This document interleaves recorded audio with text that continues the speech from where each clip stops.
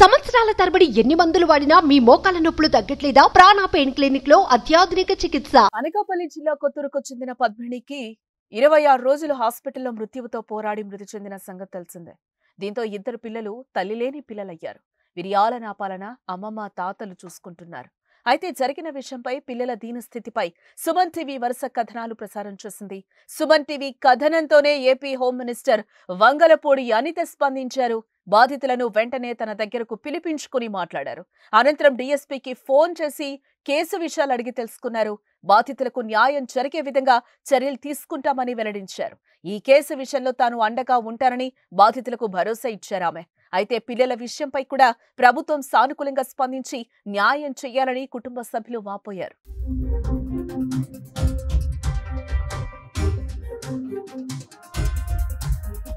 నమస్కారం అండి. సుమన్ టీవీ ద్వారాగా మేము మేడంని కలవడానికి మాకు దారి కల్పించారండి.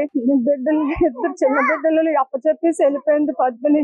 సుమన్ టీవీ ద్వారాగా మేడం ద్వారాగా బిడ్డలకి ఏదో ఒక ఆర్థిక సాయం అందించండి. చదువు పరంగా బిడ్డలకి మాకు మాట్లాడే ఓపిక కూడా లేదు సార్. నెల రోజుల నుంచి ఏడుస్తూనే ఉన్నాము. సుమన్ టీవీకి వందనాలు. ఆ బిడ్డలకి న్యాయం చేయండి సార్.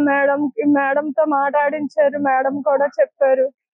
సుమన్ టీవీ ద్వారాగా ఆ బిడ్డలకు న్యాయం జరిగేటట్టు చేయండి సార్.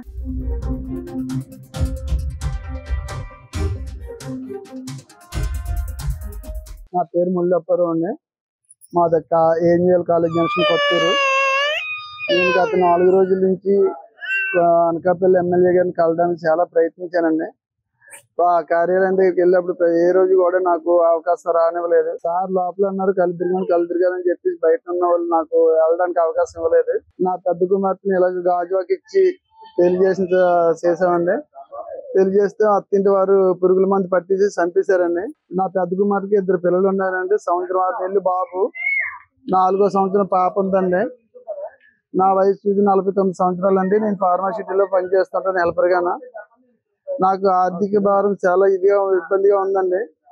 నాకు ఇంకా పెళ్లికి ఇంకా పాప ఉంది. నాకు పరిస్థితి చూస్తే చాలా బాగాలేదండి. ఈ మూమెంట్ లో నాకు ఆ పిల్లలిద్దరిని నా చేతిలో పెట్టింది నాకు పెద్ద కూతురు. డాడీ ఎలాగైనా సరే మీరే చూసుకోండి అని చెప్పేసి అన్నది.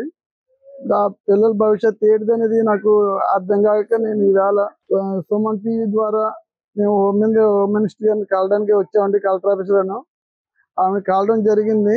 కాబట్టి ప్రభుత్వం పరంగా నా పిల్లలకి ఏదన్నా ఆర్థిక సాయం చేసి ఆ పిల్లలు ఎడ్యుకేషన్ పరంగా సాయం చేస్తారని చెప్పేసి నేను కోరుకుంటున్నానండి.